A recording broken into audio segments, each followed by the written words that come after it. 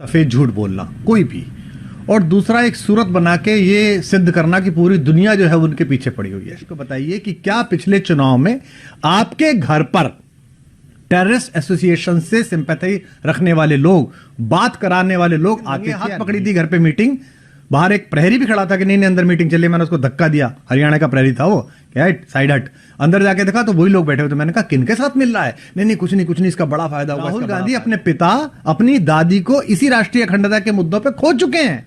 वो ये कह दे कि मैं खालिस्तान के खिलाफ लड़ूंगा, वो ये कह दे कि मैं खालिस्तानियों के खिलाफ लड़ूंगा, एक खालिस्तानी पनपने नहीं दूंगा, दिल्ली में नहीं पनपने दूंगा, किसी राज्य में नहीं पनपने दूंगा, खालिस्तान मेरे खून की आखिरी बूंद के बाद भी साकार नहीं हो पाएगा, ऐसा बोल दे। एक बार बोलेंगे ना। आप देख रहे हैं IBN 7 बिहार, बिहार का number 1 social media news channel. माहिर हैं। पहला तो बड़े आत्मविश्वास के साथ सफेद झूठ बोलना कोई भी, और दूसरा एक सूरत बना के ये सिद्ध करना कि पूरी दुनिया जो है उनके पीछे पड़ी हुई है। इस प्रक्रिया से उन्होंने एक समय में पूरे देश का मूर्ख बनाया, फिर हम साथियों का मूर्ख बनाया, फिर एक प्रदेश के लोगों पर डोरा डाला। यहां तक तो बात आती जाती रही, सरकार जीते हारे, लेकिन अगर कोई देश की बात थी और मुझसे अचानक किसी इंटरव्यू में एक वाक्य निकला तो उसमें इतनी परेशानी क्यों? वो आए ना, वो बात करें यहां पर आकर। तो उन्होंने एक बार भी ये नहीं कहा। मैं तो ये पूछना चाहता हूं भाई, आपको तो किसी ने टेररिस्ट नहीं कहा, पर हां आप मुझे ये बताइए, देश को बताइए कि क्या पिछले चुनाव में आपके घर पर टेररिस्ट एसोसिएशन से सिंपैथी रखने वाले लोग, बात कराने वाले लोग आते थे या नहीं थे?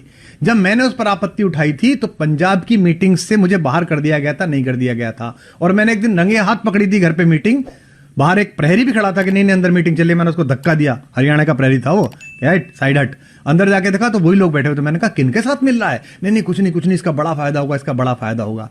तो वो ये बताएं, वो ये बताएंगे नहीं, बाकी सब वो तरह तरह के आरोप प्रत्यारोप करते रहेंगे। दूसरा, वो किसी प्लेटफॉर्म पे आके बहस क्यों नहीं करते हैं?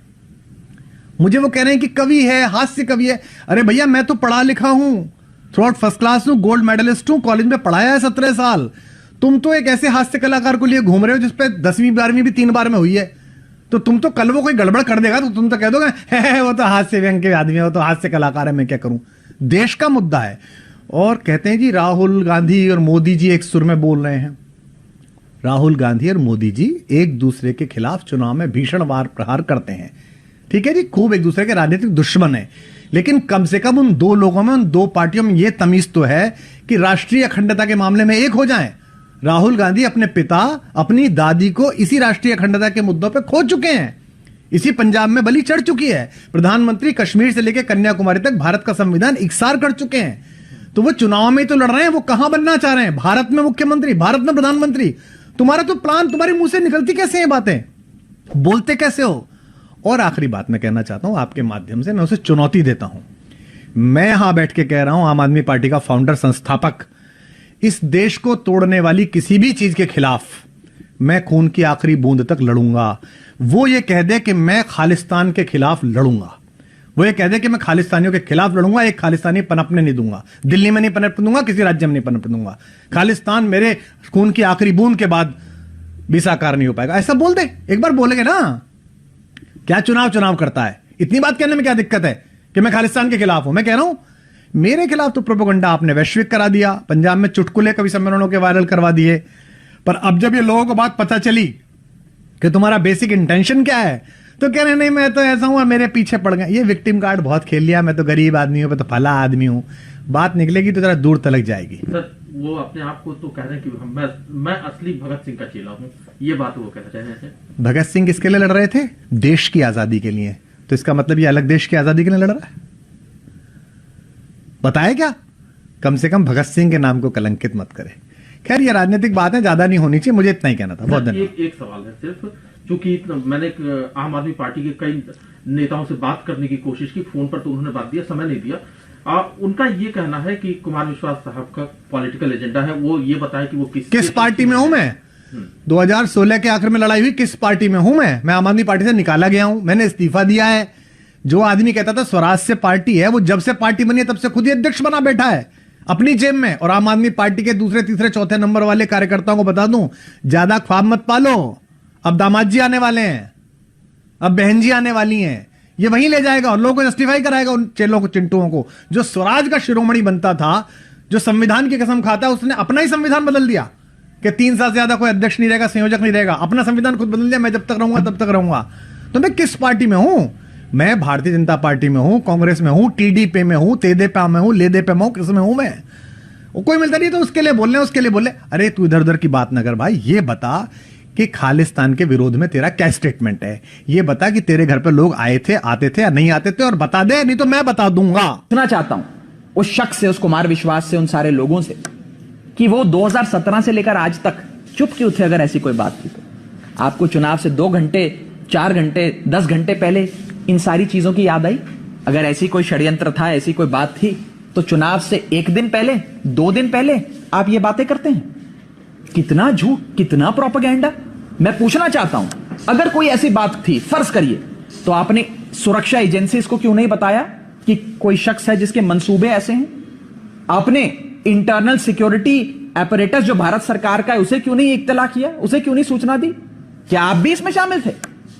आप जब इस अलेज्ड बयान, जो आपका एकदम झूठा बेबुनियाद प्रोपेगेंडा है, जिस बयान को लेकर आप ये फर्जी वीडियो बना रहे हैं,